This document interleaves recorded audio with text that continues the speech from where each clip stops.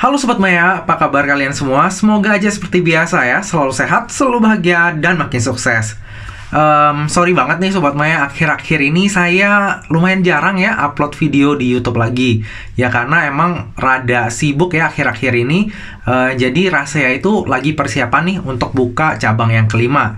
Doakan semoga bisa lancar ya pembukaannya. Selain itu saya juga lagi asik nih untuk trading dan belajar saham lagi. Jadi untuk bikin konten agak terbengkalai. Nah, jadi di video kali ini saya akan membahas tentang waran terstruktur ya. Jadi lumayan banyak dari kalian yang tulis komentar di YouTube ataupun DM saya yang meminta untuk penjelasan tentang waran terstruktur. Nah, jadi untuk waran terstruktur ini sebenarnya menarik ya, karena hal ini belum pernah ada sebelumnya di bursanya kita. Jadi ini baru yang pertama dan semoga aja ini bisa jadi ladang cuan juga ya buat kita. Nah, untuk materi di video ini saya anggap Sobat Maya semuanya itu udah ngerti ya tentang waran. Jadi saya nggak terlalu menjelaskan tentang waran, tapi saya langsung aja ke mekanisme untuk waran terstruktur. Nah, jadi ini udah ada materinya ya dari IDX untuk waran terstruktur. Nanti saya lampirkan di kolom deskripsi juga. Nah, jadi waran terstruktur ini intinya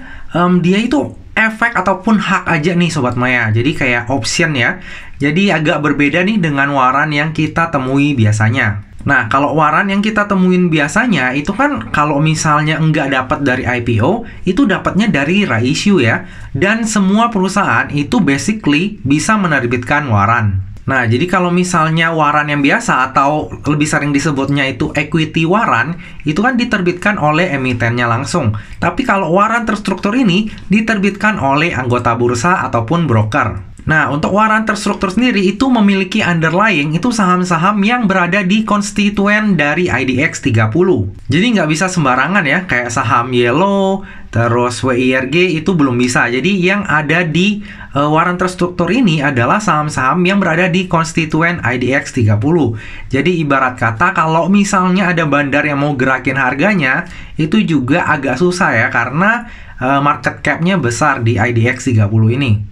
Lalu untuk jenis waran terstruktur itu ada dua ya. Yang pertama adalah put, yang kedua adalah call. Nah, jadi put ataupun call ini beda ya dengan short ataupun long. Jadi mungkin sebagian Sobat Maya itu ada yang mengira, wah ini mirip nih dengan short ataupun long, tapi ini berbeda. Secara sederhana, kita itu kalau misalnya dalam waran terstruktur yang versi put, itu kita bisa mendapatkan untung kalau misalnya saham yang menjadi underlying-nya itu berada di bawah harga exercise plus rumus. Kenapa plus rumus? Nanti saya jelaskan di belakang. Nah, sebaliknya, kalau misalnya call itu kita baru bisa mendapatkan keuntungan kalau misalnya harga dari underlying sahamnya itu berada di atas harga exercise-nya. Nah, jadi untuk waran terstruktur ini bisa kita beli di dua pasar ya Sobat Maya. Yang pertama di pasar perdana, yaitu kayak ya semacam IPO-nya waran terstruktur. Dan yang kedua di pasar sekunder, atau ya kayak kita biasa transaksi jual beli saham. Lalu berikutnya adalah kelebihan dari waran terstruktur. Jadi yang udah saya jelaskan sebelumnya ya. Jadi kalau misalnya waran terstruktur ini, itu pilihan underlying-nya berada di konstituen IDX 30. Lalu kelebihan yang lain adalah imbal hasilnya itu menarik. Ya jelas lebih menarik ya, tapi resikonya juga lebih besar sebenarnya. Nah, yang ketiga adalah pilihan investasi yang lebih murah. Tentu aja ya, karena waran terstruktur ini harganya lebih murah dibandingkan dengan underlying sahamnya seperti BBRI, Telkom, BCA, dan lain sebagainya. Nah, lalu untuk waran terstruktur mereka juga memiliki liquidity provider. Jadi sekuritas yang menerbitkan waran terstruktur ini akan langsung menjadi liquidity providernya. Ibaratnya kalau misalnya kita mau jual ataupun beli waran terstruktur, itu ada yang nampung ataupun ada yang akan jual. Lalu keunggulan selanjutnya adalah pelaksanaan jatuh temponya itu dilakukan secara otomatis. Nah, kalau misalnya Sobat Maya yang udah familiar dengan waran, equity waran ya. Nah, kalau misalnya waran, itu kan kalau misalnya kita mau tebus warannya, itu kita harus siapin dana cash ya. Jadi, dananya itu harus T plus 0, baru bisa ditebus. Kalau waran terstruktur ini, kita nggak perlu ngapa-ngapain nih Sobat Maya. Kalau misalnya di hari jatuh temponya kita lupa, tapi ternyata itu in the money ataupun kita mendapatkan keuntungan, itu otomatis akan ditransfer keuntungannya ke RDN-nya kita. Nah, ini lebih detailnya kita bahas di belakang. Lalu keunggulan yang terakhir itu potensi keuntungan nggak terbatas tapi potensi kerugiannya terbatas. Nah, maksudnya kerugiannya terbatas ini, ya kan kita misalnya beli waran terstrukturnya itu minimal 1 juta. Nah, ya udah kerugian kita ya 1 juta itu sebenarnya. Jadi, ibaratnya kita maksimum kerugiannya 100%, nggak ada margin call sebelum jatuh tempo, tapi keuntungannya itu bisa hampir nggak terbatas ketika harga sahamnya misalnya call itu naik tinggi banget. Tapi tentu saja semuanya itu ada hitung-hitungannya. Nanti di belakang saya akan coba membantu Sobat Maya nih untuk melakukan perhitungan sederhana.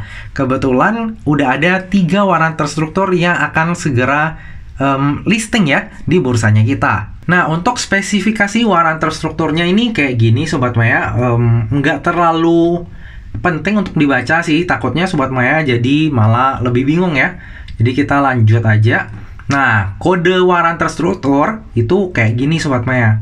Jadi kalau misalnya saham biasa itu kan kode tikernya cuma ada 4 ya. Contohnya BCA, BBCA. Udah kayak gitu kan. Atau misalnya waran biasa, contohnya itu SEMA, strip W. Contohnya kayak gitu kan, waran. Nah, kalau misalnya waran terstruktur ini panjang ya Sobat Maya, ada 10 digit nih. Nah, ini 4 digit pertama itu adalah kode saham yang dijadikan underlying. Selanjutnya, AA ini adalah kode penerbit. Kebetulan nanti RHB Sekuritas dengan kode brokernya DR itu akan menerbitkan waran terstruktur. Jadi, nanti kita langsung ke contohnya aja.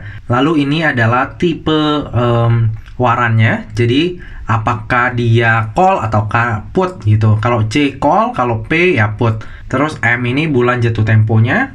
Ini ada kodenya. Jadi contohnya ini M itu di Juni. Y itu tahun jatuh temponya.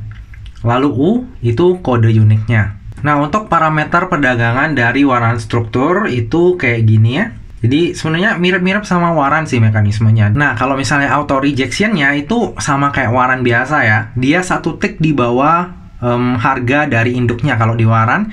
Jadi kalau ini 1 tick di bawah dari harga saham underlying-nya. Nah, kalau misalnya aturannya kayak gini, sebenarnya masih ada celah nih Sobat Maya.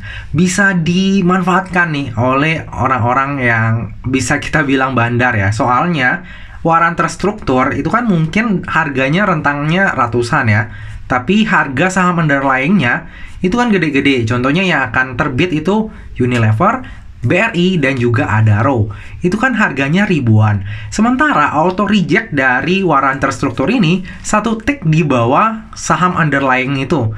Jadi ibaratnya dari 200 bisa aja nih kalau misalnya ada bandar yang lagi kurang kerjaan ya, dia mau goreng itu sampai auto rejectnya, sebenarnya bisa-bisa aja. Jadi mari nanti kita saksikan ya, apakah akan ada kegilaan seperti itu di waran terstruktur ini. Nah, lalu untuk pelaksanaan hak saat jatuh temponya, ini skemanya ya Sobat Maya.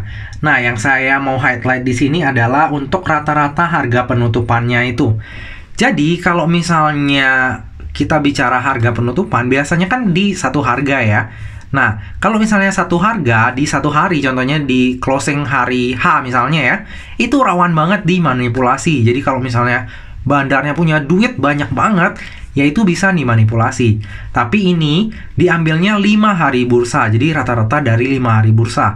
Untuk memanipulasi 5 hari bursa dari konstituen IDX30, itu duitnya butuh banyak banget. Jadi kalau untuk harga dari saham underlying-nya itu untuk dimanipulasi kayaknya berat banget sih Sobat Maya. Jadi butuh mungkin institusi ya yang punya duit banyak banget. Kalau misalnya cuma bandar biasa kayaknya nggak akan bisa mengontrol harga dari 5 hari bursa dari saham underlying-nya. Oke, ini pembeliannya udah saya jelaskan tadi ya, di pasar perdana juga di pasar sekunder. Nah, simulasi transaksi. Sobat Maya bisa baca-baca sendiri. Nah, ini. Jadi kalau untuk waran terstruktur ini, dia ada 3 jenis ya untuk keuntungannya Sobat Maya. Kalau in the money, itu kita cuan. At the money, itu BEP, atau kita nggak rugi, kita nggak untung. Dan yang terakhir, out of the money, di mana kita akan ruginya sebesar waran terstruktur yang udah kita beli. Nah, untuk at the money ini menurut saya kejadian yang mungkin terjadi kayaknya kecil banget ya, soalnya harga penutupannya itu rata-rata 5 hari bursa. Kayaknya 5 hari bursa aja nggak mungkin dia angkanya genap ya, jadi kayaknya untuk at the money ini sulit terjadi. Jadi yang mungkin terjadi adalah in the money atau out of the money. Nah, untuk in the money dan juga out of the money itu juga ada hitung-hitungannya ya Sobat Maya. Nanti kita langsung ke contohnya aja. Oke, ini perbandingannya Sobat Maya bisa baca sendiri juga. Simulasi jatuh temponya. Nah, ini ya, kalau misalnya untung akan otomatis ditransfer ke RDN-nya kita. Nah, ini nih yang kita lumayan penting nih Sobat Maya. Untuk dari keuntungan call waran ini ada rumusnya Sobat Maya, perhitungan break even-nya. Nah, perhitungan break even ini adalah harga exercise plus harga pembelian waran terstruktur dikali rasio. Nah, rasio ini penting banget. Mungkin banyak orang yang melewatkan, tapi ini adalah salah satu rumus di mana kita harus memperhitungkan nih. Jadi nggak serta-merta kalau misalnya di atas harga exercise itu kita udah cuan ya. Kalau misalnya call waran itu enggak. Jadi kita harus pakai ini. Nah, langsung aja kita ke contohnya ya. Nah, jadi ini adalah term sheet dari waran terstrukturnya BBRI. Jadi nantinya akan diterbitkan 30 juta call waran dengan style Eropa ya. Keren juga nih. Nah, untuk penyelesaian tunai bla bla bla nih. Nah, untuk jadwal penawaran umumnya, itu batas masa penawarannya itu sampai tanggal 14 September 2022, lalu tanggal penjatahannya tanggal 15, penetapan harganya 15 juga, lalu pengembalian uangnya di tanggal 16. Nah, masalahnya di sini adalah, kalau misalnya IPO, itu kan kita ada masa penawaran awal dan juga masa penawaran umum. Nah, kalau masa penawaran awal, itu kan masih rentang harganya ya. Kita jadi masih belum tahu nih kira-kira akan di harga finalnya itu berapa. Nah, setelah ke masa penawaran umum baru ketahuan untuk harga finalnya di berapa. Nah, sementara untuk waran terstruktur ini langsung masa penawaran, lalu akhir penjatahan dan penetapan harganya Sobat Maya. Jadi, jika kita ingin membeli IPO-nya waran terstruktur ini, kita itu hanya tahu rentang harganya, nggak tahu harga finalnya. Dan ini menurut saya sebenarnya agak merugikan ya. Kenapa merugikan? Nah, langsung kita bahas. Nah, ini untuk contohnya BBRI, itu harga penawarannya itu kan dari 278 hingga 342. Sementara harga exercise-nya itu di rentang 4.280 sampai dengan 5.225. Nah, waktu penawaran kita kan nggak tahu nih Sobat Maya ya, bakal di harga finalnya itu di bawah atau di atas. Sementara ini adalah waran call ya. Jadi sebenarnya kalau ini makin rendah itu kita semakin diuntungkan. Tapi kalau misalnya nih ya, ternyata dia di harga atas, wah itu berat Sobat Maya. Kenapa berat?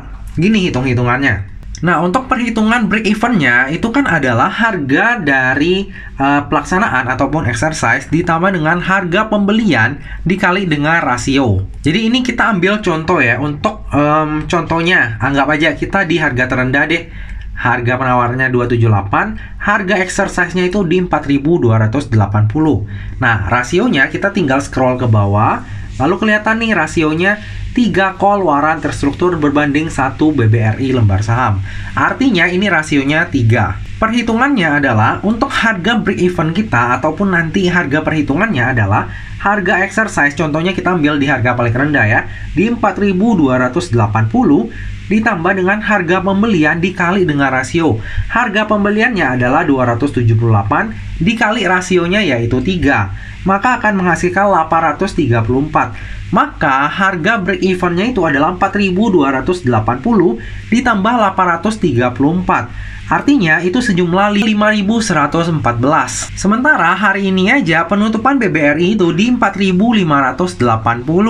Nah, sementara jangka waktu warannya BBRI ini itu adalah 9 bulan. Jadi hingga 13 Juni 2023. Dengan tanggal pelaksanaannya itu adalah 19 Juni 2023. Nah, secara perhitungan menurut Sobat Maya nih, dalam 9 bulan ke depan, mungkin nggak BBRI harganya itu di atas 5.114. Kalau misalnya Sobat Maya merasa mungkin bahwa BBRI ini harganya akan berada di atas 5.114, maka Sobat Maya bolehlah beli waran call-nya BBRI ini. Tapi jika Sobat Maya berpikir dan menganalisa bahwa kayaknya nggak mungkin dalam 9 bulan ke depan harga BBRI akan melampaui 5.114, maka jangan beli call waran ini. Bagi saya pribadi, kayaknya sih emang agak mustahil ya, karena kalau misalnya ke harga 5.114 itu udah lebih dari ATH-nya BBRI selama ini.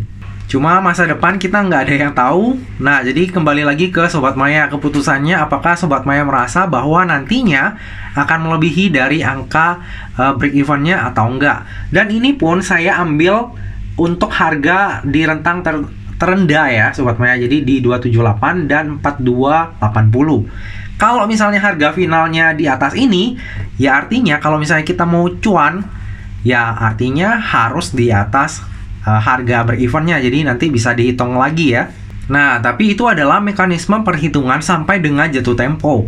Di tengah masa tersebut, yang namanya trading waran, itu selama bandar mau berkehendak, ya sebenarnya bisa-bisa aja cuan ya. Jadi kembali lagi kalau misalnya di tengah perdagangan warannya, yaitu bisa-bisa aja cuan. Tapi jika udah deket masa jatuh temponya, itu udah ada hitung-hitungan pastinya Sobat Maya. Jadi Sobat Maya udah bisa memperkirakan lah ya kurang lebih akan gimana nih selama waran terstruktur ini dari terbit, dari listingnya hingga ke masa jatuh temponya.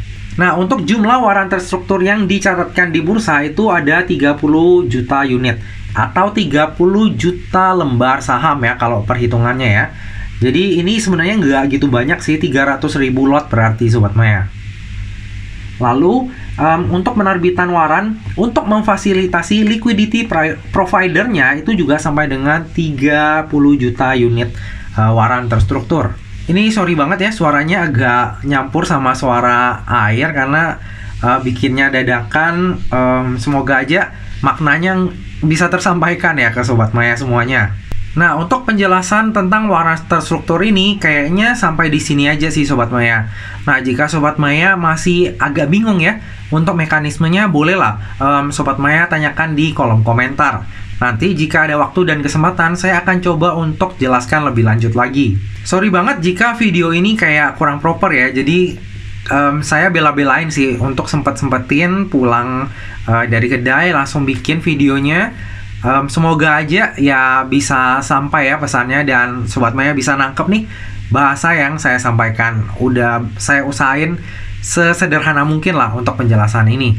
Nah, sampai saat ini waran terstruktur yang diterbitkan baru dari RHB Sekuritas ya. Dan bagi Sobat Maya yang mau beli di pasar perdananya, itu hanya bisa dilakukan jika Sobat Maya ada rekening di RHB Sekuritas. Tapi kalau misalnya nanti udah di pasar sekunder, nah itu kita bisa beli langsung ya. Jadi nggak perlu ada RHB Sekuritas. Nah Sobat Maya, demikianlah video kali ini. Semoga aja dengan adanya opsi tambahan call waran ini ataupun waran terstruktur, kita bisa menambah pundi-pundi cuannya kita ya. Nah, sekarang kan baru call waran terstruktur ya. Semoga aja nanti ada put waran terstruktur nih. Jadi kita tuh bisa ada opsi lain yang ibaratnya makin seru nih Sobat Maya bagi kita untuk mendulang cuan di dunia saham ini. Nah Sobat Maya, demikianlah video kali ini. Akhir kata, jangan lupa untuk selalu jaga kesehatan, jangan lupa untuk selalu bahagia, dan semoga perjalanan investasi kita selalu cuan bareng-bareng ya. Sampai jumpa di video selanjutnya. Dah.